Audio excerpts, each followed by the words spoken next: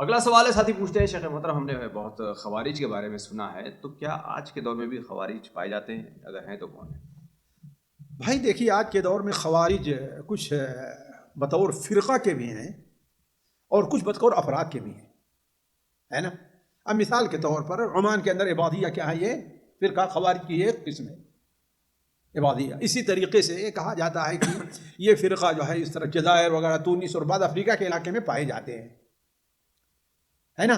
اسی طریقے سے بعض لوگ جو ہے وہ اگرچہ اپنے کو اہل سنت یا کہیں، اگر ان کے اندر خوارج کی جو صفات ہیں، عقائد ہیں، وہ پائے جاتے ہیں تو وہ خارجی ہیں۔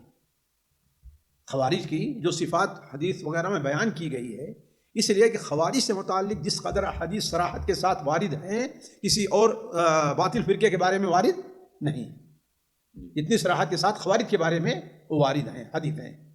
ان کی کچھ صفات ایسی ہیں جو صفات لازمہ ہیں، اور کچھ صفات ایسی ہیں جو صفات غیر لازمہ ہیں۔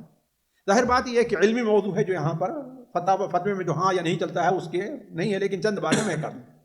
ان کی جو صفات لازمہ ہیں ان میں سے ایک صفت یہ ہے کہ وہ ایمان کے زیادہ اور کمی کے قائل نہیں ہے۔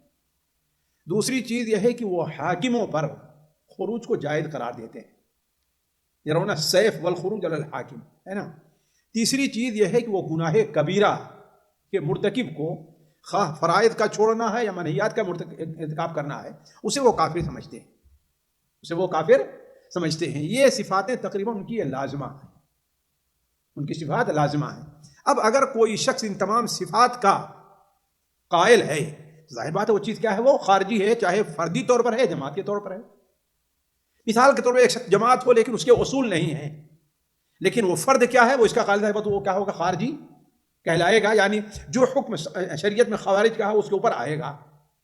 البتہ ایک بعض صفات غیر لازمہ ہیں، وہ یہ ہے کہ جیسے کہا گیا کہ سیماہم التحلیق، وہ حلق کرائے ہوں گے، کہ کوئی ضروری نہیں ہے کہ جو آدمی کیا ہے حلق کرا لے وہ ہو جائے۔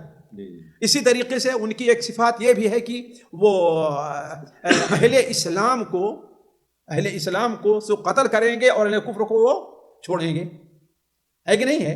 یہ تقریباً جو ہے صفت غیر لازمہ ہے، لیکن قریب قریب صفت لازمہ کے ہے، صفات لازمہ کے ہے۔ جیسے آج کل جو ہے بہت سے فرقے، چاہے رافضی ہوں یا دوسرے ہوں، ان میں خمینی بھی ہیں، وہ کہتے ہیں کہ بیت المقدس کی آزادی، مکہ کی آزادی یعنی خانہ کعبہ کی آزادی کے بعد شروع ہوگی۔ وہ ذرا دیکھیں نظریہ کیا ہے۔ ہمارے لوگ ذرا ان باتوں کو سمجھنے کی کوشش نہیں کرتے، صرف ان کا جو دعویٰ ہے اور اسی کے اوپر اپنا چلتے رہتے ہیں۔ تو ظاہر بات اس قسم کا عقیدہ جس کا ہو تو اس کا مطلب کیا ہے؟ جو عائل آ رہے ہیں ان کو قتل کرو، ہے کہ نہیں؟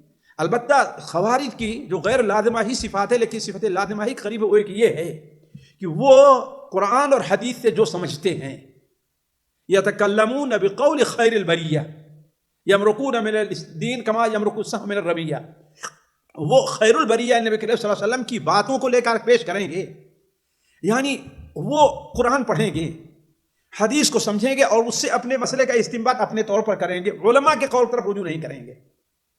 آپ دیکھیں تو خوارج جو اللہ کے رسول زمانے میں تھے کے بعد آپ زمانے میں تھے، آپ کے بعد ظاہر ہوئے، خصوصاً حضرت علی کے زمانے میں، خود حضرت عثمان کے زمانے، آخری زمانے میں، وہ لوگ عربی ہونے کے باوجود، جو خود عربی تھے، عربی ہونے کے باوجود قرآن کو اور حدیث کو جو سمجھا، انہوں نے جو سمجھا وہ اپنی سمجھ کو صحابہ کرام اور علماء کی سمجھ کے اوپر کیا اس کو مقدم قرار دیا۔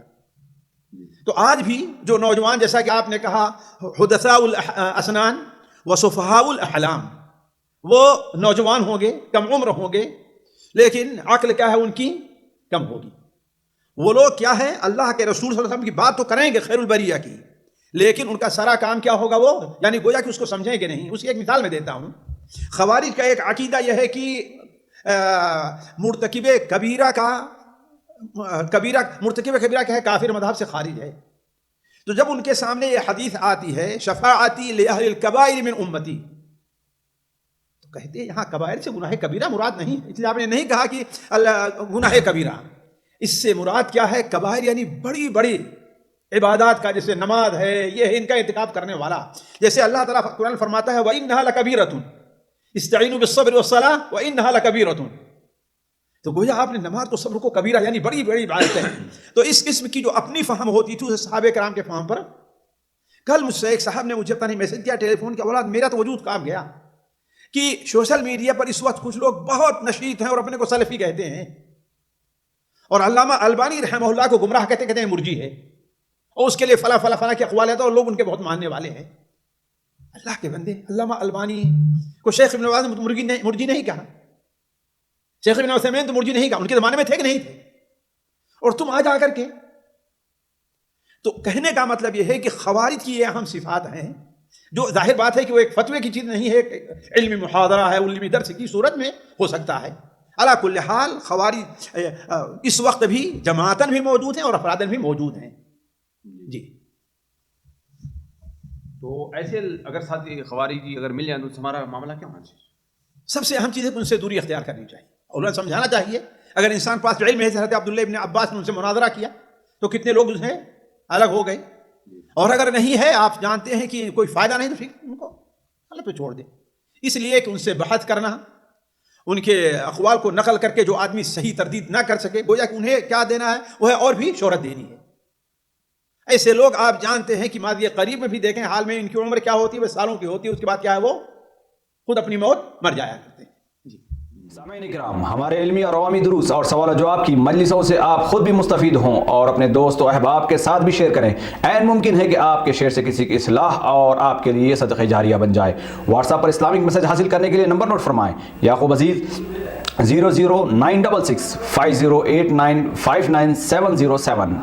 واٹس ایپ سوال و جواب گروپ میں ایڈ ہونے کے لیے نمبر نوٹ فرمائیں: عبدالسلام عمری 00966 502627 622. نمبر بھیجتے ہوئے نام اور پتہ ضرور لکھیں. اسی طرح ہمارے یوٹیوب چینل اسلامی دعویٰ کو ضرور سبسکرائب کریں تاکہ ہماری ہر نئی اور اہم ویڈیو کی اطلاع آپ کو فوری حاصل ہو جائے. تمام دروس، مقالات اور سوال و جواب سیریز کے لیے ہماری مشہور ویب سائٹ www.islamidawah.com کا مشاہدہ کرتے رہیں. السلام علیکم ورحمۃ اللہ وبرکاتہ.